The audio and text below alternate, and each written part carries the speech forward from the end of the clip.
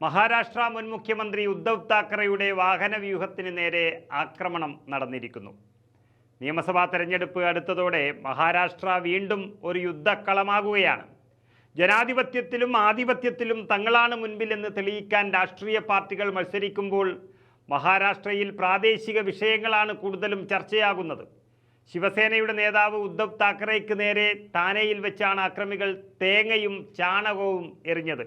ചാണകം എറിഞ്ഞപ്പോൾ തന്നെ മനസ്സിലായിരുന്നു ആക്രമണത്തിന് പിന്നിൽ ആരാണെന്ന് ഉള്ളത്. എന്നാൽ ഈ ആക്രമണം രാജ് താക്കറെയുടെ പാർട്ടിയായ MNS പ്രവർത്തകരുടെ മേൽനോട്ടത്തിലായിരുന്നു എന്നുള്ളതാണ് തെളിഞ്ഞു വരുന്നത്. മഹാരാഷ്ട്ര നവനിർമ്മാണ സേന അഥവാ MNS നേതാവ് രാജ് താക്കറെയുടെ വാഹനവ്യൂഹത്തിന് നേരെ ആക്രമണം ഉണ്ടായതിന് പിന്നാലെയായിരുന്നു ഇത് നടന്നത്. രാജ് താക്കറെയുടെ വാഹനവ്യൂഹത്തിന് നേരെ വെറ്റിലയും തക്കാളിയും എറിഞ്ഞ് ആക്രമണം നടത്തിയതിലുള്ള ഒരു പ്രതികാരമാണ് ഉദ്ധവിൻ്റെ വാഹനത്തിന് നേരെ നടന്ന ആക്രമണമെന്ന് MNS പ്രവർത്തകർ തന്നെ അവകാശപ്പെടുകയാണ്. മാത്രമല്ല, സംഭവത്തിൽ 20ഓളം വരുന്ന MNS പ്രവർത്തകരെ പോലീസ് അറസ്റ്റ് ചെയ്യുകയും ചെയ്തിട്ടുണ്ട്. ഉദ്ധവിനെതിരെ നടന്ന ആക്രമണത്തിൽ മഹാരാഷ്ട്രയിൽ വലിയ പ്രതിഷേധമാണ് ഇപ്പോൾ നടക്കുന്നത്. മഹാരാഷ്ട്രയിൽ ഇനി മുഖ്യമന്ത്രിയാകാൻ പോകുന്നത് ഉദ്ധവ് താക്കറെ എന്നുള്ള വാർത്തകൾ രാജ്യത്ത് തന്നെ പല പത്രങ്ങളിലും അച്ചടിച്ച് വന്നു കഴിഞ്ഞു.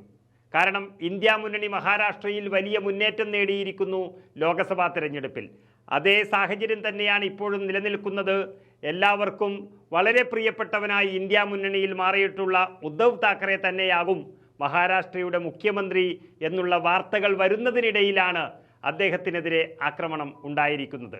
മഹാരാഷ്ട്രയിലെ ഇന്ത്യ മുന്നണിയുടെ മുഖമായ ഉദ്ധവ് താക്കറെയ്ക്ക് നേരെയുണ്ടായ ഈ ആക്രമണത്തിൽ ശക്തമായി പ്രതിഷേധിക്കാനാണ് മുന്നണിയുടെ തീരുമാനം.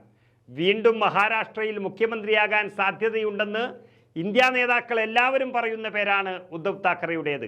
അങ്ങനെയൊരു സന്ദർഭത്തിലുണ്ടായ ഈ ആക്രമണത്തിൽ ഗൂഢാലോചനയടക്കം സംശയിക്കുന്നതിനാൽ ഉപമുഖ്യമന്ത്രിയും ആഭ്യന്തരമന്ത്രിയുമായ ദേവേന്ദ്ര ഫട്നാവിസ് രാജിവെക്കണമെന്നാണ് ഇന്ത്യ മുന്നണിയുടെ ആവശ്യം.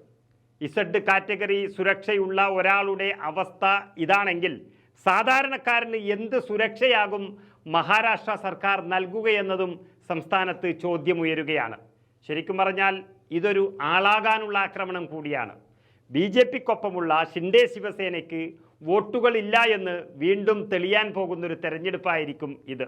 പ്രവർത്തകർ മുഴുവൻ ഉദ്ധവിനൊപ്പം പോയത് ലോക്സഭാ തെരഞ്ഞെടുപ്പിൽ ബോധ്യമായതിനാൽ ഷിൻഡെയോട് BJPക്ക് പഴയ മതിപ്പ് ഇപ്പോൾ ഇല്ല.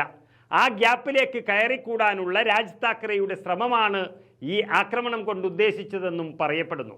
ഏതായാലും നിയമസഭാ തെരഞ്ഞെടുപ്പിൽ ഇന്ത്യ സഖ്യം മികച്ച വിജയം നേടുമെന്ന് ഉറപ്പായപ്പോൾ ഉദ്ധവ് താക്കറെയ്ക്ക് നേരെ ആക്രമണം അഴിച്ചുവിട്ടത് BJP സഖ്യത്തിന് വലിയ തിരിച്ചടി തന്നെയാണ്. ആ ആക്രമണത്തിൻ്റെ വീഡിയോ നമുക്കൊന്ന് കണ്ടു നോക്കാം.